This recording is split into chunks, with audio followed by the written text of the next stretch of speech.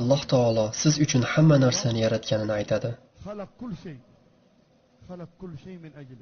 U sizlar uchun yer yuzidagi barcha narsani yaratgan zot.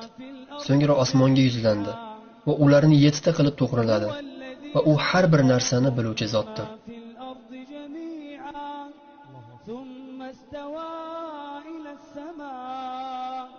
فسواهن 7 سماوات وهو بكل شيء عليم. Lekin ming afsuski, biz yurib turgan bu yer va bizga soyabon bo'layotgan bu osmon va bizga Alloh bergan bu hayot, bu ne'matlar Alloh rahmat qilgan bandalardan tashqari ko'pchilikka Allohning ziddiga, Allohga osiy bo'lishlari uchun xizmat qilmoqda. Yoshlarimiz ko'zlarini faqat kino va seriallarga qaratmoqdalar. Quloqlari bilan faqat musiqa va bekorchi askiyalar tinglamoqdalar. Tillari bilan faqat fahsh va munkar so'zlarni so'zlamoqdalar.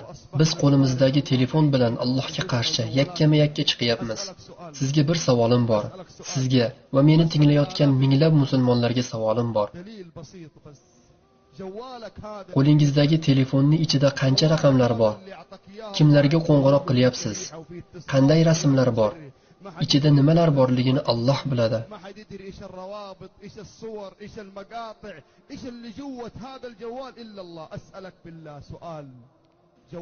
Sizga savolim, telefoningiz islomga xizmat qilyaptimi yoki islomni buzyaptimi?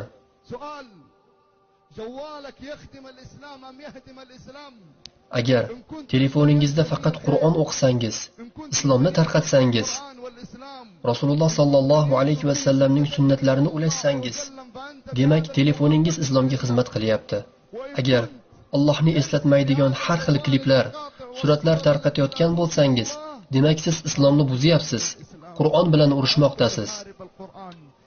Chunki noshar'iy musiqa tinglaysiz, Qur'on o'rniga musiqa tinglaysiz. Qur'onni, payg'ambarimizning sunnatlarini tarqatish o'rniga bekorchi suratlar tarqatasiz. Qo'lingizdagi telefon bilan islomga qarshi urushasiz. Bu isbot talab qilmaydigan dalil. Ba'zi yigitlar, men alhamdulillah namozxonman, men falonchiman, men pistonchiman, lekin mening oddiy muammoyim bor. Men musiqa tinglayman deyshadi. Musiqa oddiy muammomi? Qancha odamlar Qur'on yodlashni orzu qilishadi, lekin musiqa tufayli yodlay olishmaydi. Qancha odamlar namoz o'qishni orzu qilishadi, lekin musiqa tufayli o'qiy olishmaydi. Qancha odamlar musiqa tufayli axloqi buzilib ketdi. Musiqaning xatari kattadir. Musiqa haqida Alloh taolo payg'ambarimizga nima degan?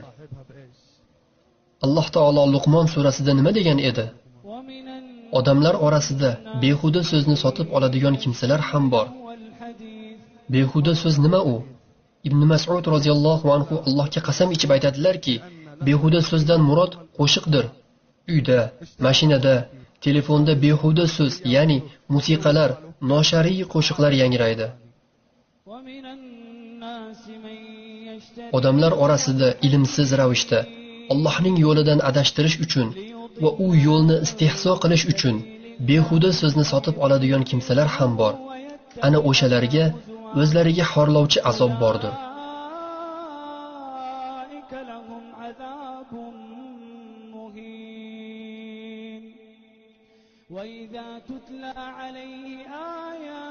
Qachon unga bizning oyatlarimiz tilovat qilinsa, xuddi ularni eshitmagandek, xuddi quloqida og'irlik bordek, mutakabbirlik bilan ortga qarab ketadir. Bas, unga alamli azobning bashoratini ber.